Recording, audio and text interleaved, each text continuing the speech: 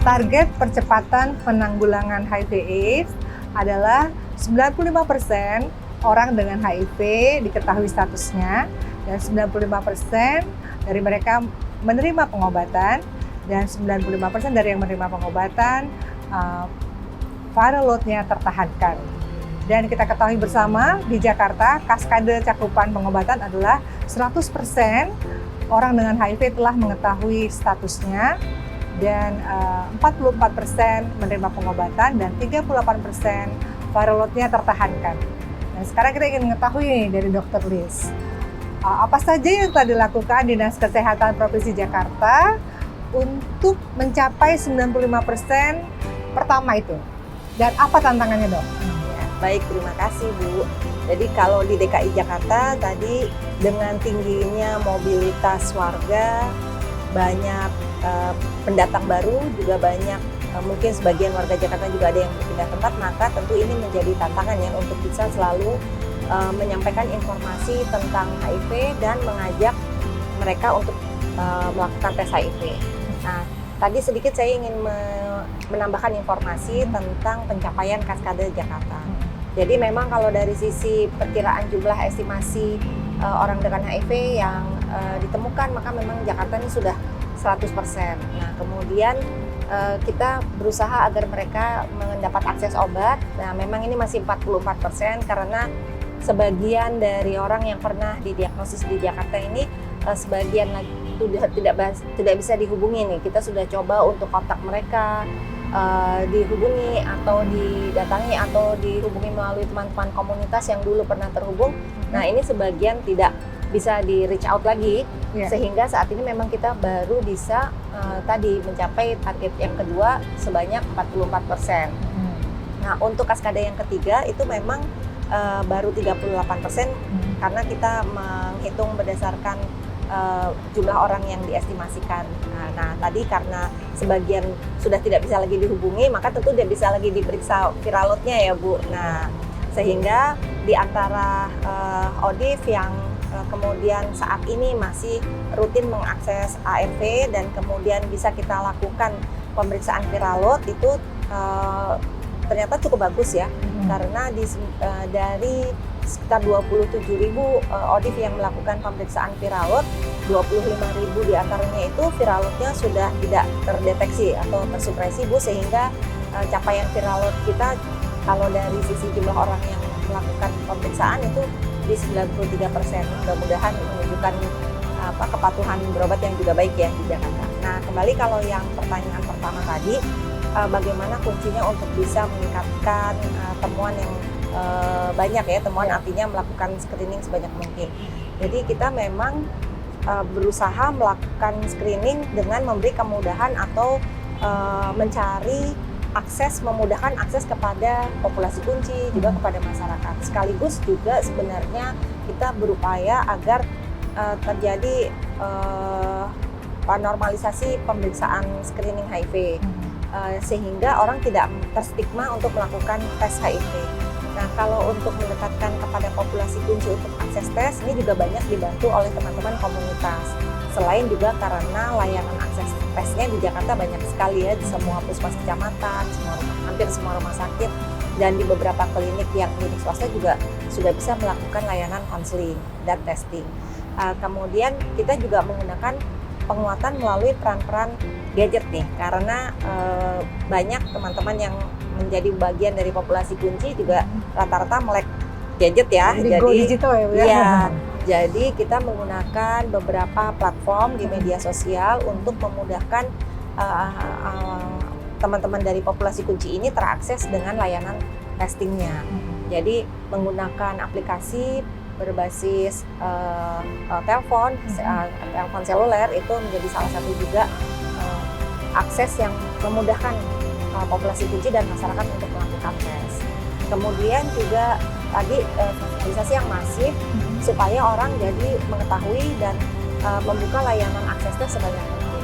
Di Jakarta juga kita membuka layanan tes HIV ini menjadi bagian dari tes yang rutin, tes kesehatan kepada masyarakat umum, misalnya pada kelompok ibu hamil, karena itu juga sudah menjadi komitmen pemerintah ya melalui triple eliminasi, screening triple eliminasi, salah satunya adalah HIV, dan juga kepada calon pengantin di Jakarta kita berikan layanan tes ini. Bukan untuk melarang menikah kalau ternyata ditemukan salah satu calon pasangan ini positif, tapi justru untuk menyiapkan agar dalam masa memasuki masa rumah tangga mereka sudah dalam kondisi yang sehat tentunya. Target fast track yang kedua adalah 95% orang dengan HIV yang mengetahui statusnya menerima pengobatan. Di Jakarta sendiri sudah mencapai 44%. Nah, bagaimana strategi Dinas Kesehatan Provinsi Jakarta untuk mencapai peningkatan orang yang menerima pengobatan HIV ini, Dok, dan apa tantangannya? Jadi terima kasih Bu Leli. Jadi di Jakarta sudah sejak beberapa tahun ini kita juga berkomitmen untuk melaksanakan tes and treat sebagaimana juga sudah digaungkan oleh pemerintah pusat ya melalui Kementerian Kesehatan. Ya. Jadi pada semua ODIF baru, orang dengan HIV baru yang terdiagnosis, kita berusaha agar kepada mereka sudah bisa terlayani kebutuhan ARV-nya sejak 1 minggu sejak terdiagnosis, dan itu kelihatannya gap-nya semakin kecil, artinya gap orang yang tidak memulai akses ARV ya semakin kecil semakin tahun. Jadi artinya hampir semua ODIF baru di DKI Jakarta sudah dapat mengakses ARV ini pada minggu pertama sejak mereka terdiagnosis. Tentu ini juga bagian dari keberhasilan kita menambah layanan PDP untuk memberi akses layanan ARV kepada ODIF baru, sehingga begitu terdiagnosis one stop service dalam fasilitas kesehatan yang sama, mereka juga bisa langsung mendapat akses ARV. Dan juga tentu ada kebijakan-kebijakan yang memudahkan agar ini bisa segera terlaksana ya, saat antara lain tidak perlu lagi melalui pemeriksaan tingkat CD4 dan sebagainya, dan ini tentu memudahkan agar akses ARV ini bisa diakses lebih cepat kepada ODIF baru. Dan tentu saja tantangannya ada juga nih Bu, di balik keberhasilannya adalah mungkin sebagian ODIF yang ditemukan memang sudah dalam kondisi klinis yang kurang baik, sehingga harus ada perbaikan kondisi umumnya dulu, baru kemudian bisa memulai akses ARV-nya. Sebagian lain memang masih ada mungkin keraguan tentang kekhawatiran, mungkin dia merasakan khawatir akan ada efek samping dan sebagainya, dan ini kita upayakan bisa diminimalisir dengan memberikan konseling yang baik. Jadi teman-teman di layanan kesehatan juga menyiapkan tenaga konselor HIV supaya mereka juga bisa menjadi pendamping kepada ODIF baru ini dalam masa-masa awal pengobatan ya, sehingga mereka mempunyai tingkat kepatuhan berobat yang baik dan kemudian tidak putus berobat. Dr. Liz, bagaimana program unggulan untuk mencapai target fast track yang ketiga, yaitu 95% viral load-nya tertahankan? Apa saja tantangannya, Dok? Jadi untuk kita mempunyai viral load yang tertahankan atau tersupresi, tentu kunci pentingnya salah satunya adalah kepatuhan minum ARV kepada ODIF, sehingga kita berusaha agar teman-teman ODIF ini bisa terakses obat dengan sedikit.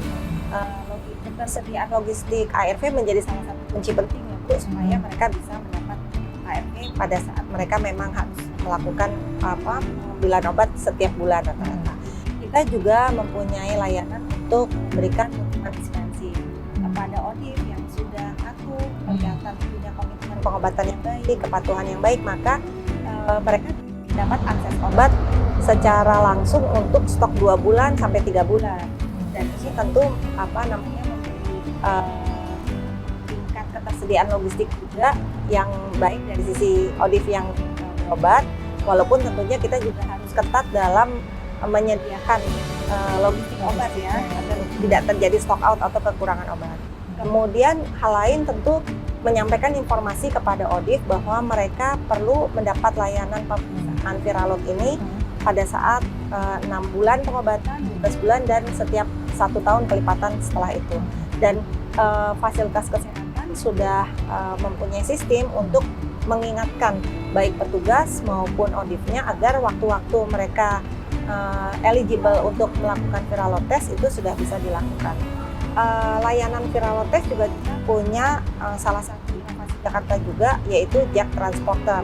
Artinya ODIF yang biasa mengambil obat ke fasilitas kesehatan tertentu, pada saat mereka harus waktunya untuk melakukan Viralotes, mereka cukup datang ke fasilitas kesehatan yang mereka memang biasa datangi untuk akses pengobatan, spesimen atau ambil darahnya di tempat tersebut. Nanti di fasilitas tersebut kalau memang belum tersedia alat untuk pemeriksaan Viralotes, maka spesimennya atau sampelnya yang akan kita rujuk ke laboratorium yang sudah ditentukan. Jadi kita membangun sistem perujukan spesimen ke laboratorium yang mempunyai alat pemeriksaan untuk Viralotes. Jadi dengan adanya mekanisme ini juga memudahkan akses untuk pengiriman Viralotes, pemeriksaan tes, dan tentu tadi alhamdulillah kita bisa melihat hasil Viralotes, akses Viralotes yang cukup baik dan Viralotes yang sudah tersupresi tadi.